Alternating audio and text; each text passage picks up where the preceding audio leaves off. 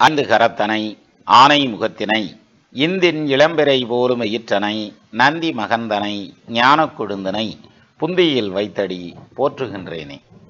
வணக்கம். சிலருக்கு நீசம் பெற்ற கிரகம் லக்னத்தில் இருக்கும் அல்லது ஏதோ ஒரு இடத்துல இருக்கும். அப்போ ஒரு நீச கிரகம் இருந்தாலே உடனே வாழ்க்கை அஸ்தமிச்சு போச்சு, எனக்கு 10ஆம் பாவாதிபதி நீசமானார், 2ஆம் பாவாதிபதி நீசமானார், குடும்பமே அமையாது, 4ஆம் பாவாதிபதி நீசமானார், மொத்தமாக கெட்டு போயிடுவேன், அல்லது லக்னாதிபதி நீசமானார், வாழ்க்கையே உருப்படாமல் போயிடும் அப்படின்ற மாதிரியான ஒரு மனோநிலையும் ஒரு பயமும் நிறைய பேர்த்துக்கு இருக்கும். இது யாருக்கு இருக்கும் அப்படின்னா வேற யாருக்கு இருக்காது, ஜோசியம் படிக்கிறவங்க, ஜோசியம் விடாமல் பார்த்துக்கிட்டே இருக்காங்க இல்லையா, இந்த மாதிரி ஜோதிட ஆர்வலர்கள், இவங்களுக்கு தான் இந்த பஞ்சாயத்தெல்லாம்.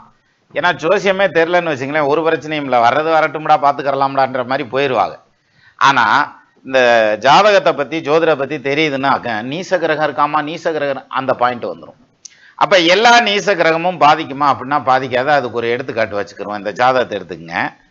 இந்த ஜாதகருக்கு லக்னம் மிதுன லக்னம், லக்னாதிபதி 10ல் நீசம், 4ஆம் பாவாதிபதி 10ஆம் பாவத்தில் நீசம். அப்போ என்ன ஆகும், இவருக்கு குடும்ப வாழ்க்கை, அதே மாதிரி ஆயுசு பலம், படிப்பு எல்லாமே அடியாயிரணும்ன்ற மாதிரியான அமைப்பு இல்லையா.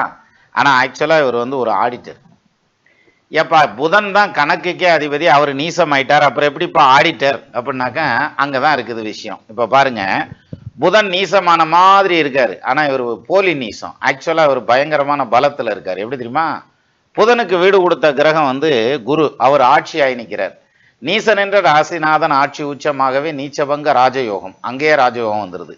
அது இல்லாமல் புதன் நிற்கிறது யார் சாரம் வாங்கி நிற்கிறாருன்னு பாருங்க, உத்திரட்டாதி நட்சத்திரம் சாரம் வாங்கி நிற்கிறார். உத்திரட்டாதி சனியுடைய நட்சத்திரம். அப்ப நட்சத்திர சாரம் கொடுத்த சனி பாக்கியஸ்தானத்துல ஆட்சி, அவரோட 5க்கு அதிபதி சேர்க்க, வீடு கொடுத்த புதனுக்கு வீடு கொடுத்த கிரகம் நீசமாகி அதனால ஆட்சி ஆகிறாரு. அப்ப இங்க நீசம் கேன்சல் ஆகி போயிடுது.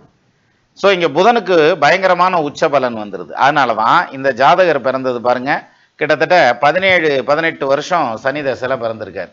அதுக்கப்புறம் புதன் தசை தான் ஒரு 18, 20, 20, ஒரு 30 வயசு வரைக்கும் புதன் தசை தான், 30-32 வயசு வரைக்குமே புதன் தசை.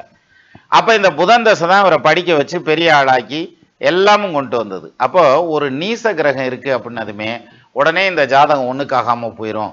அந்த அதிபதி நீசமா போனார், இந்த அதிபதி நீசமா போனாருங்கிற இந்த கன்ஃபியூஷனே வேண்டாம்.